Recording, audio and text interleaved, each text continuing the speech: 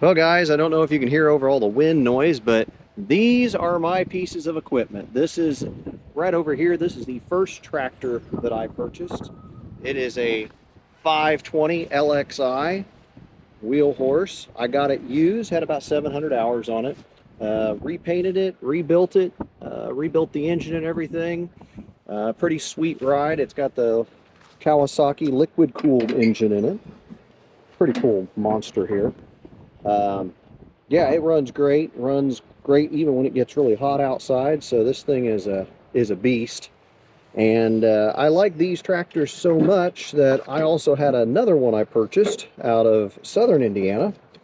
And the problem is it's got a carburetor issue and a muffler that's been completely burned out of it. So I've got to redo that. But this thing has my latest toy that I bought, which is the single bottom plow and disc.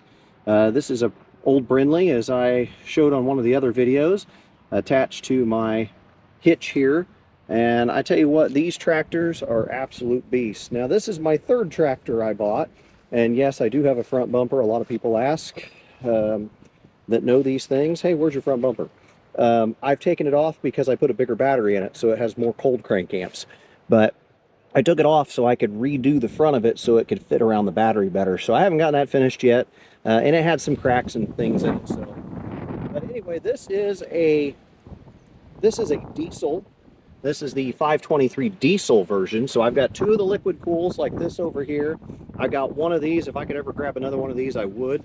But it has got the Briggs & Stratton, Daihatsu, whatever you want to call it, diesel engine. Again, I apologize for the wind, but this is a 950D, and people always ask, you know, what's the CC on it and things like that. Well, this one, I guess, is actually rated over 23 horsepower.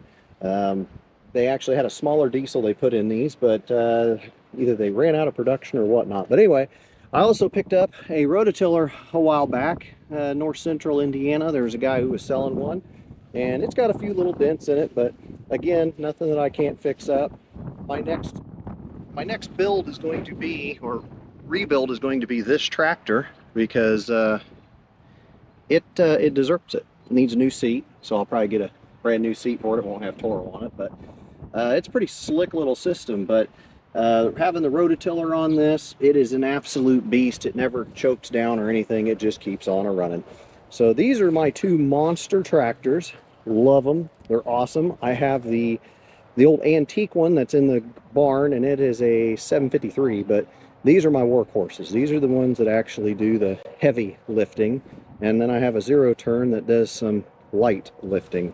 But these are beast machines, and I absolutely love them. But being able to use a single bottom plow now to go through the garden to turn the soil over, and then you use this bad boy to chew it up, or if I want to make a new garden, I start with that, and I go to that. And then it turns into this nice soil. So that's pretty cool. But between these two machines, if you guys had an option of buying one or getting one, which one would you have? Would you have the diesel, or would you have the liquid cooled Kawasaki gas one? Telling you what, they're both pretty good machines.